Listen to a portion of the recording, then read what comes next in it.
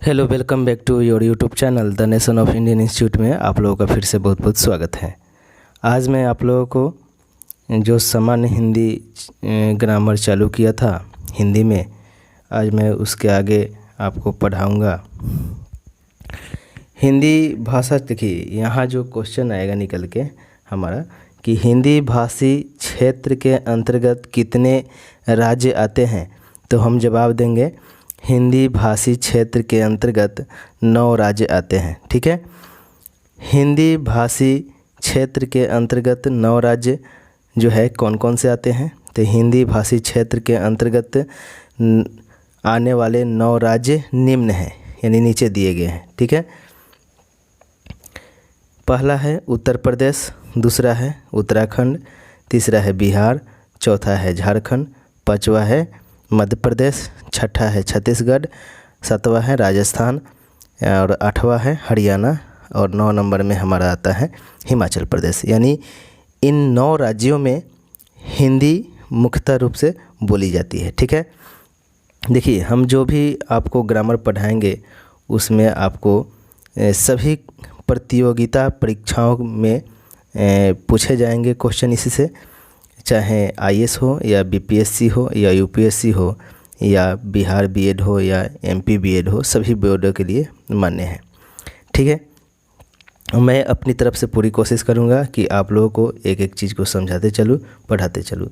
ठीक है, अब यहाँ देखिए नोट याद रखना है, एक केंद्र शासित प्रदेश हमारा दिल्ली भी जो है, वो दिल्ली में भी हम हिंदी भाषा क्षेत्र बोलते हैं हिंदी भाषी। हिंदी की, देखिए यहाँ से आगे पढ़ते हैं, हिंदी की कितनी उपभाषाएं हैं, क्वेश्चन आ सकता है। तो हिंदी की 5 उपभाषाएं हैं। कौन कौन, तो पहला आता है पूर्वी हिंदी, दूसरा आता है पश्चिमी हिंदी, तीसरा आता है राजस्थानी हिंदी। ठीक है, चौथा आता है बिहारी हिंदी और पांचवा आता है हमारा पहाड़ी हिंदी। ठीक है, यहाँ से देखिए, यदि हमारा वीडियो आप लोगों को अच्छा लगता है, हेल्पफुल है, तो आप अपने दोस्तों के साथ शेयर कीजिए और प्लीज़ वीडियो को लाइक करना ना भूलें, सब्सक्राइब करना ना भूलें। देखिए यहाँ से, यह हिंदी सामान्य हिंदी का सेकंड लेक्चरर है। क्वेश्चन हो सकता है कि पूर्वी हिंदी की प्रमुख बोलियां कौन कौन सी है। पूर्वी हिंदी की प्रमुख बोलियां अवधी है। क्वेश्चन बार बार आता है कि पूर्वी हिंदी की प्रमुख बोलियां कौन कौन सी है, तो पूर्वी हिंदी की प्रमुख बोलियां अवधी है। क्वेश्चन आएगा अवधी बोलियां उत्तर प्रदेश के किन किन जगहों पर बोली जाती है, यानी उत्तर प्रदेश में बहुत सारे ज़िले हैं जिनमें अवधी बोलियां बोली जाती है। ठीक है, वो कौन कौन से हैं, तो अवधी बोलियां उत्तर प्रदेश के लखनऊ ज़िला है, रायबरेली है, सुल्तानपुर है, बाराबंकी है, उन्नाव है, फतेहपुर है, हरदोई है, सीतापुर है, लखीमपुर है, फौजाबाद है, इत्यादि ज़िलों में अवधी बोलियां बोली जाती है। ठीक है, हम आपको एकदम डिटेल से पढ़ा रहे हैं, कोई भी कंपटीशन हो बहुत ही फ़ायदेमंद होगा। अब आगे देखिए, क्वेश्चन है पूर्वी हिंदी की एक और प्रमुख बोलियां कौन सी है। एक तो अवधी है, हम जान गए, दूसरी जो है पूर्वी हिंदी की एक प्रमुख बोलियां जो कि है बघेली। तो क्वेश्चन आ सकता है कि पूर्वी हिंदी की एक और प्रमुख बोलियां कौन सी है, तो आंसर लिखेंगे पूर्वी हिंदी की एक और प्रमुख बोलियां बघेली है। ठीक है, बघेली क्वेश्चन होगा, बघेली बोलियां रीवा के किन किन जगहों पर बोली जाती है।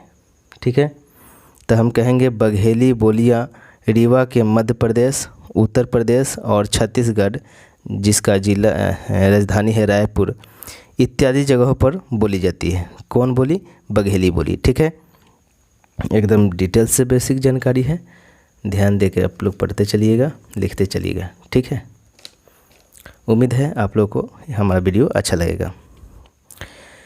क्वेश्चन है प्रसिद्ध काव्य रामचरितमानस तुलसीकृत द्वारा किस भाषा में लिखी गई है।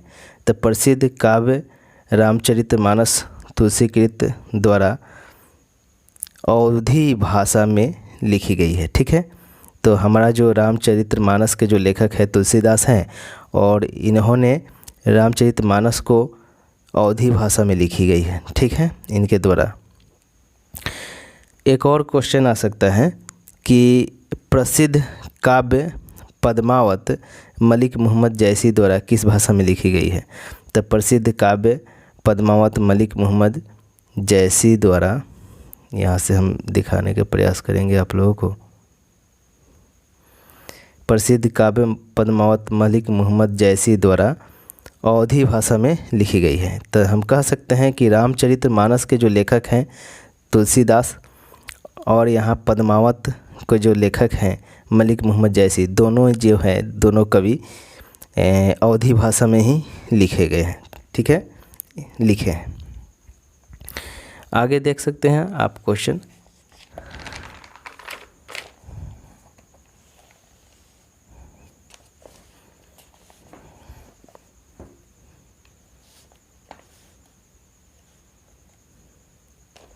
देखिए, पश्चिमी हिंदी का विकास किससे हुआ है। क्वेश्चन आ सकता है, पश्चिमी हिंदी का विकास सौरसेनी अपभ्रंश से हुआ है। ठीक है, पश्चिमी हिंदी के अंतर्गत कौन कौन से बोलियाँ बोली जाती हैं। तो पश्चिमी हिंदी के अंतर्गत ब्रजभाषा, बांगुरु, खड़ी बोली, हरियाणवी, बुंदेलखंडी तथा कनौजी इत्यादि बोलियाँ बोली जाती हैं।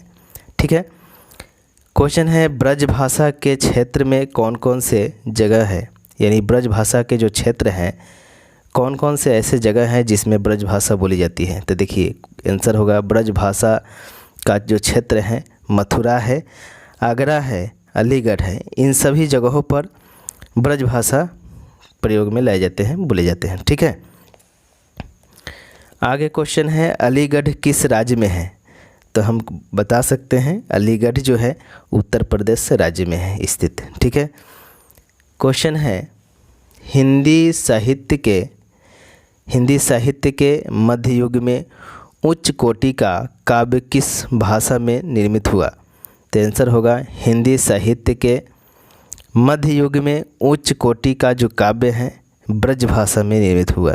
यानी जितने सारे भी उच्च कोटि के काव्य लिखे गए वह सब किस भाषा में लिखे गए, तो ब्रज भाषा में लिखे गए। ठीक है, इस लेक्चर का अंतिम प्रश्न है, सूरदास और नंददास किस भाषा के कवि हैं।